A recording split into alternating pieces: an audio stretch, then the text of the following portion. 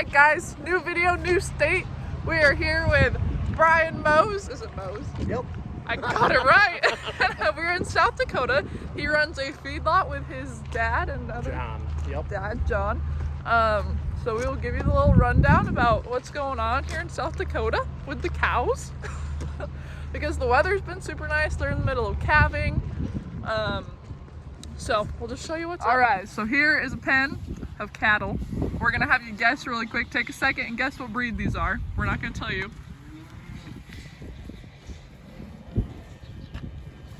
If you think you got it, you're probably wrong, because I was wrong. So everyone else was wrong too.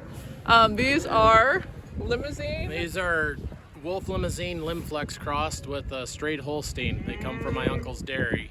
That's just about 30 miles away. So when we're feeding them out for them, and we're trying to add value into their dairy operation by feeding out these cattle.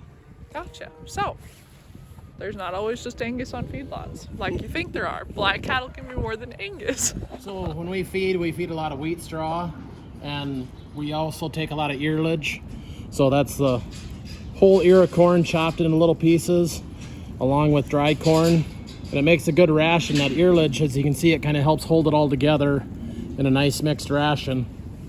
And that's what we feed to these cattle is distillers, straw, silage, earlage, corn, and then a balancer mineral. And that's been working real good for us. As you can see, if it stays mixed well, they get a total balanced diet with our TMR mixer. And keep them consistent on feed. That's what helps keep them growing. And if it seems like Bryan's the natural, it's because he is. He's doing a better job at filming this than I would ever. They have university tours through here with their classes. So. Yep, and we always keep our operation open because if we have people come out and see what we're doing, they have a better handle on what the egg industry does. And having our doors open is the best way to make sure everybody feels comfortable where their food's sourced from. Amen times 1,000. If you guys don't watch any more of this video, that covers it all. So when they group the cattle in pens, these ones got the consistency of the colored tags. And these are yellow 20 group is what we call them. All of them had yellow tags, born in November and December of 2020. So that way we're able to keep them in the same group and keep track of how they're all progressing and know what our inputs were and what our gain was when we sell them all by having them in a set group from the 2-month period. So it doesn't only just help with, you know, keeping track of the year they were born, but like cost and everything like that. Cost, efficiencies, yep. And making sure that they're being a productive animal, and if not, maybe we got to get them in a different pen that they're grouped up and matched up with better. The more you know. All right, so another reason they separate them is because they ship them off at different times based on development and growth and stuff like that, right? Yep, based on their size and their conditioning, because we're marketing our cattle to go on the grid, because that's where we see the value added is by getting the choice and the prime cattle all on the same load. So the more choice and prime you have marketing on the grid, the better you're going to do marketing them, because you're going to get that bonus for the choice and prime over selects. So there's some feedlots. I did a couple of videos, maybe not a couple, I've done a couple other cow videos, but there's some feedlots that are start to finish, there's some feedlots that are background or feedlots, and then is there any other kinds? That's most of the feedlots there are. We kind of do a little bit of both. We background our own calves once they're weaned right away, and we'll go see those here in a little bit, all the way to finish. And at about 13, 14 months of age is when we'll send our first load out of our own home-raised cattle. And then we get a lot of custom cattle in, anywhere from 500-700 pounds on up, and we'll take them all the way to finish. And then another thing they do on feedlots is bed down the pens with corn stalks. Baled corn stalks. So they put them in round bales like that. Are those corn stalks? No, they're stubble bales. That's bean stubble, not corn stalks. Which is another option. Yeah. So I just think it's cool because in one of the other videos I did with the tour thing I'm on right now, Brenna was talking about onions and how nothing really goes to waste. So you see people out harvesting beans, like that gets baled up and used in feedlots. So it's very an efficient ecosystem is what they call it, right? Yeah, utilizing all of aspects, especially the leftover corn stover or soybean stubble. All right, so these ones are younger. Here we go. Is he gonna get scared of me? That one's even a twin. Oh, That's really? what the T in the middle stands for. 817 that was born. Wow. So these ones are getting backgrounded to get finished? They're getting backgrounded, and then we'll finish them here just like one of the last pens you saw till they get to that, depending if they're a heifer or a steer, 1,400 pounds up to 1,600 pounds. We really are looking for getting those prime and choice cattle and sorting accordingly. So cleanliness is also a big thing. Like with cows, you can't be perfectly clean all the time, but they do clean We clean twice a week. We clean edges, and then about every 2 to 3 months, as needed, we'll clean the whole bed pack out. It just depends on rain and snowfall. And while we're cleaning, we also make sure we scrub water fountains, because just like you got a drinking glass. You don't want to use the dirty one. You want one that's washed to clean and clean to drink out of. And so we wash water fountains twice a week as well and sanitize them. Wow. It's like they're not being abused or something. That's right. They're our babies. They're very taken care of, very spoiled. Not even spoiled, just taken care of. It's very nice. All right, then these ones have been here about a month, is what Bryan just told me. So you can see the size of those guys. And then these ones over here were from last year. So just looking at those. And then coming back over here, looking at those. You can see the size difference. So they keep their pens numbered to stay organized as well. Back to that cleaning thing. Am I missing anything? Yeah, it's just making sure you keep them clean and comfortable. Just like you, when you're comfortable, you feel better and do better, and it's the same with the cattle. If we keep them clean, they stay healthy, and that's what's important. And do they get fed different rations? Yep, they get fed different energy rations. So across the way, it's a lighter mega-cal. So we talk calories in humans, while we're talking megacalories in livestock. So they're only at a 60, and we're feeding the other ones at about a 65 megacal ration. So a lot more energy so that they can grow and develop. Because there's different stages at which they need that energy, and yep, different stages at which they need different energy requirements, and like when they're backgrounding or littler cattle, they need more roughage to help develop their rumen papillae inside their stomach so they can digest the feedstuffs that we feed them. And that's what's very beneficial about a TMR, is you can mix a bunch of different byproducts and upcycle them, whether it's wheat straw, distillers, a byproduct from ethanol, or soybean meal. That's where we can benefit using that through livestock to create extra protein. animal things. Better get used to it. So we're back at the calving barn. We already walked through here, but I forgot to video it. So these ones are pregnant. And you can see the numbers on there. They just told me in the barn that the numbers coordinate with the year they were born. And then what's the 76? 76, she was the 76th one through the chute. So we do 0-1 through about 80 head. We try and keep back and retain each year, whether we sell some bred heifers or keep them back so we can cycle through and keep our herd fresh with our own in-house genetics. With everything being AI'd, we have quite a plethora to pick from, and then that way we can always keep good, fresh, healthy cattle. And where we keep that many back, we can also call for disposition if they're a little too strenuous of a mom, where we're calving through this barn facility. It's got to be safe for us to work with them. And then the biggest thing, that we have some that they almost have too much milk or too bad of an udder or foot structure, something we don't like. With having that many replacements on hand, we're able to cycle them out and keep the best stock we can. Because as you just saw, our calves that are just a year old, they're already 1,300 pounds through our whole system, where it's all in-house. That's where we're able to excel. And we do have some 6 and 7 frame size cattle here, so all black Angus for the most part. And with the bigger cattle, we're able to finish them and have them ready for that early flush of the summer market. All right, what's that one? Someone's got to know. So this is a Jersey cross cow. We've had them for about 7 years. And we got them originally thinking, well, we didn't have enough cows to calve out, so we thought, we'll get them, we'll calve them out, we'll fatten the calf and fatten the cow.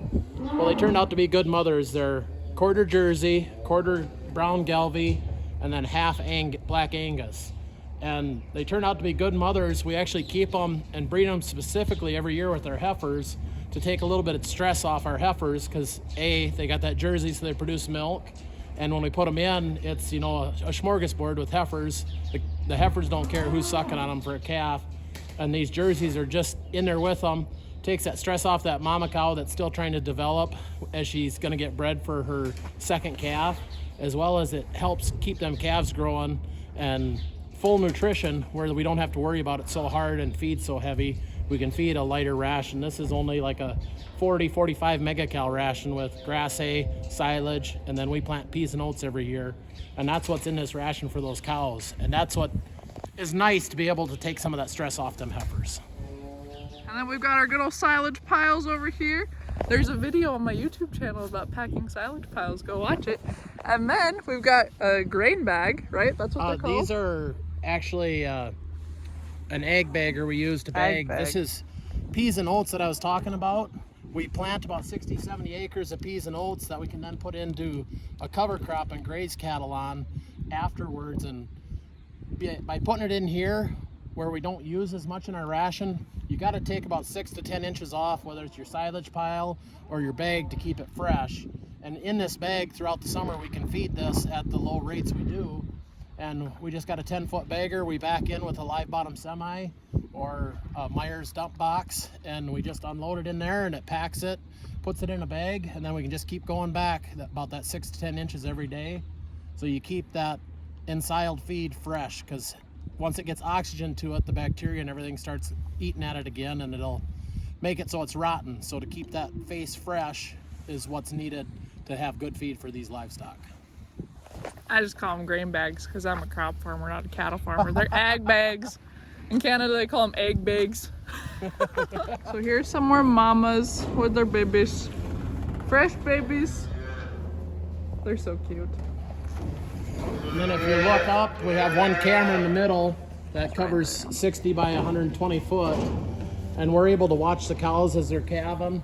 So we don't have to open these big overhead doors to get in, because you open a door, a cow's gonna get up, come see what you're doing, instead of just letting her naturally lay down and calve.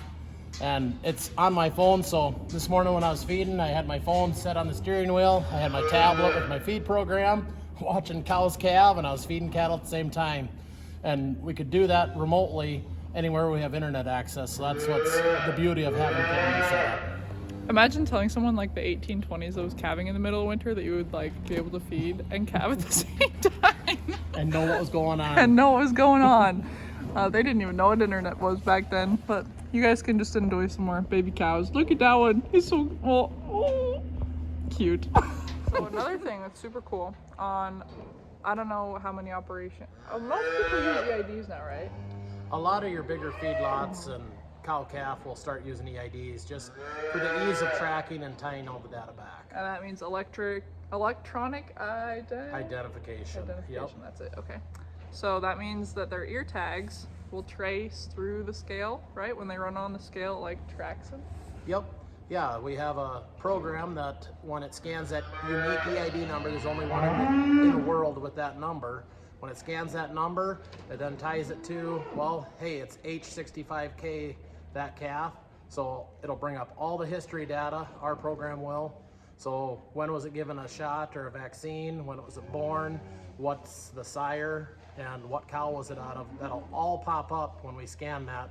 And you can look through it so you can track the health of these animals and also their weight progression. Because that's something that's real important for us, where we're cow-calf all the way to finish. We can watch that calf from its birth turnout weight all the way until it sells on the grid to our local market. And that's helped us decide what sires to use, and also our feeding strategies working based on the years for moisture. Does that help with like traceability as well in the food system? Because I know there's been a lot more talk about the traceability where your food comes from. Does that help with that? Yeah, and EID numbers like that we put in are tied to our operation. When you get it in an EID tag, it has your federal ID as well as your farm ID is all based in that EID number, and your state. So anyone that has our EID tags could be traced back to our operation. So if something did happen, they could come back. And the EID tags, the reason they're nicer than some of the other is you can scan them, but that also makes it easy for other people to look and see back. And I know there's a lot of farmers worried about too much back traceability and maybe bad actors coming back to the farm where it was raised and, you know, causing havoc at the operation. So those are some concerns with, we have all this technology, it's great. I love connecting as well, like you do, Emma, but sometimes it's that scare factor too of, well, who's going to be able to come find me and look me up? We got the internet now. You don't have to go to the courthouse to find someone's name and address. So. That's true. So there's pros, a lot of pros to using this kind of technology within agriculture. And if you don't think that's cool from listening to that, you need to reevaluate where your head's at. But there is some cons, like someone could just show up. And so. For us, where we're the feedlot side, it makes more sense to put EID tags in. We have a bunch of head of cattle, and to be able to track them effectively, efficiently, and right away when they come through, I know what their rate of gain was on the scale.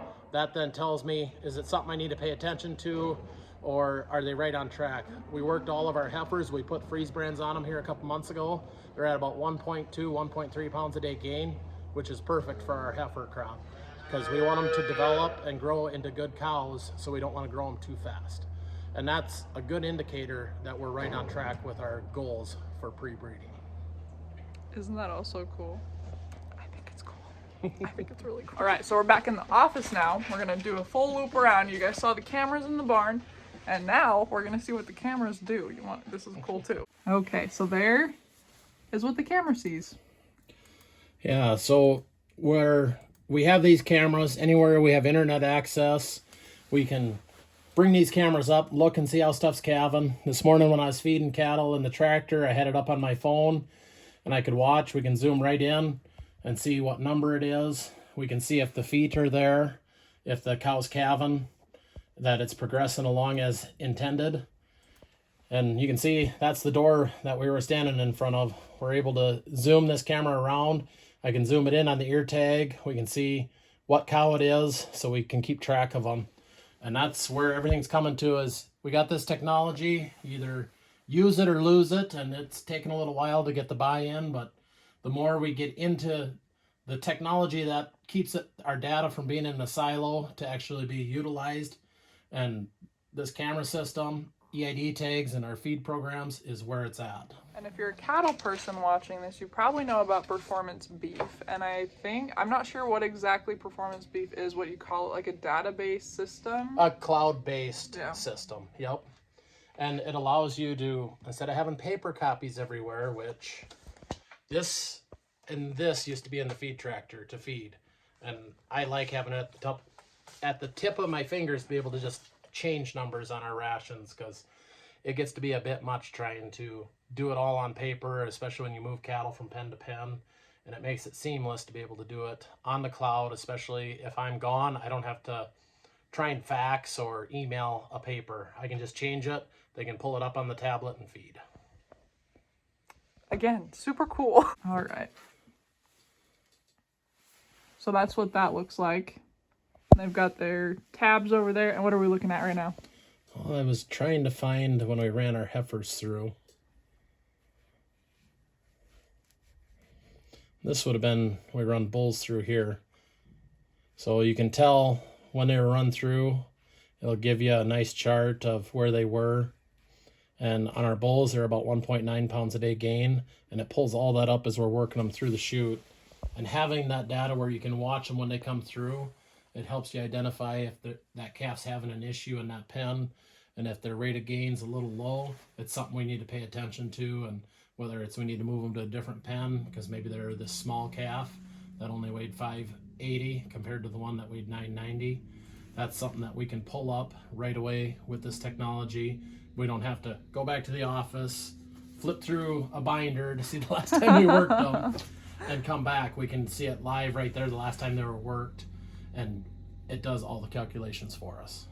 So this is a view of what we fed today. These are all our loads. I still have this load to feed yet. This load here will feed our cows. It's a lot of grass hay, alfalfa, silage, And the nice part about this is whether you're over or under on what you deliver, it's all tracked here. So you can go back and see what was fed that day. And this all comes up on an iPad when I go to feed, or on my phone. It's all iPhone or the like. You can go in, add feed. You don't have to put alfalfa in first, then oatlage, then earlage. You can put any ingredient in at any time, although it depends on what you're feeding. Sometimes it's better to put your straws in on we have a vertical mixer, put the straw in and then the heavy stuff on top. Whereas if you got a real mixer, you don't want to put the fluffy stuff in until later, because you want to get that good consistent mix in that TMR, total mixed ration. If you want the cattle to be consistent, stay on feed. And it's just like a dairy farm. Everything needs to run like a clock. If you fed them at 8 o'clock one day, the next day you got to feed them at 8 o'clock. That consistency is what promotes good health and good growth on the livestock. But there's very few people that want to calve cows anymore and do the livestock part of it, because the grain farming is so easy anymore. You're right on the head with that. Technology there, and we got to get out, and we have to take and literally manually walk out there and bring the calves in and drag or sort them or take care of them and treat or clean pens, hands on 24/7. And we keep our death loss down that way too, where some people, they'll just, what happens and they wait till later. We've got time now to calve, why we're not in the farming part of it. So yeah, because you guys farm as well. Yeah. You start looking at the per hours per acre compared to per hours per cow. You just go, wow. Yeah, it would scare you, the amount of hours we put in for a cow and in for a feedlot cow. Yeah, and crazy. It's consistent day in, day out. And harvest season is rough on the crop farmers, but the livestock we have year round, especially with the feedlot or pastures, to try and stay on top of everything. So it's quite a bit different compared to just and the labor. It's getting where you work around what labor sources you got anymore to come in a feedlot, and it's a lot where, just like the grain farming, if they can take off on the weekends and don't have to work other than at harvest time or planting, the rest of the year they got their weekends off. Where on the feedlot, you got livestock, it's every day somebody's got to be there and take care of the animals. Mm-hmm. They got to care for them, and that's what is the hard issue. If you could find a way to take these cattle and feed them 5 days a week and have Saturday and Sunday off, you would be everybody's best friend. Everybody would want to do it because Yeah. it's cows. Yeah. Especially when we have the snowfall up here, we can't just turn them out on grass for the weekend, because there is no grass. It's just white snow. Yeah. No, it makes a lot of difference. Yeah. Well, I think you guys are doing a great job. So Thank you. you guys can go check them out. I think that wraps it up for this video. Yeah. So go check out Ag with them. I'll tag Bryan. I don't think his dad is on Facebook. I mean, No. Instagram. We have Are you? Moes Feedlot LLC on Facebook, or at Mosified on Instagram and Facebook. There you go. So you can go watch their stuff even more. So thanks for watching, and I'll catch you on the next video.